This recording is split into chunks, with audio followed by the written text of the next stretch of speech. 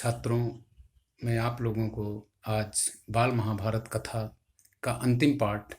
श्री कृष्ण और युधिष्ठिर का सारांश बताने जा रहा हूँ, जो कि इस प्रकार है। महाभारत युद्ध समाप्ति के पश्चात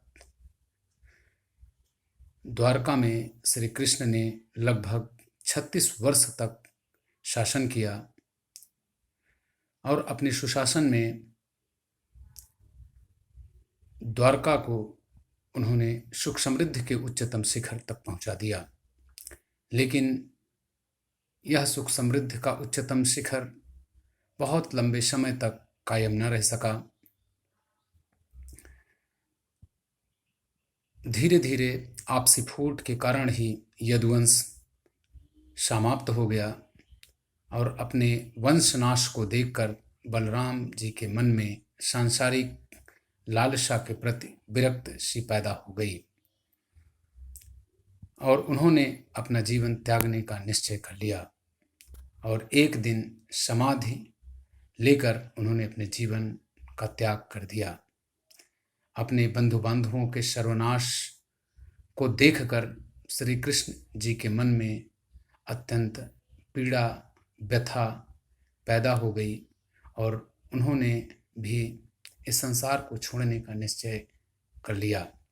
और धीरे धीरे वह ध्यानमग्न हो गए। ध्यानमग्न होने के पश्चात वह समुद्र के किनारे किनारे चलते हुए वन में पहुंच गए और बहुत थक कर वे वन में एक पेड़ के नीचे लेट गए। जब वह लेटे हुए थे तभी उधर से एक शिकारी शिकार की तलाश में उनके पास से निकला और लेटे हुए श्री कृष्ण को उस शिकारी ने हिरन समझ लिया और एक तीक्ष्ण बाण उनकी ओर चला दिया और यह तीक्ष्ण बाण उनके पैर के तालू में प्रवेश करके उनके शरीर में घाव कर गया और इस घाव के परिणाम स्वरूप उनकी मृत्यु हो गई या उनका देहावसान हो गया। जब यह दुखद एवं शोक समाचार हस्तिनापुर पहुंचा तो पांडवों के मन में भी सांसारिक विरक्ति छा गई और उन्होंने भी अब यह निश्चय कर लिया कि अब यह संसार छोड़ देने में ही भलाई है और उन्होंने अभिमन्यु के पुत्र परीक्षित को हस्तिनापुर की गद्दी सौंप कर वह पांचों पांडव द्रौपदी को संग लेकर तीर्थ यात्रा के लिए निकल पड़े और धीरे धीरे वह हिमालय पर्वत की ओर चले गए। लंबे समय तक परीक्षित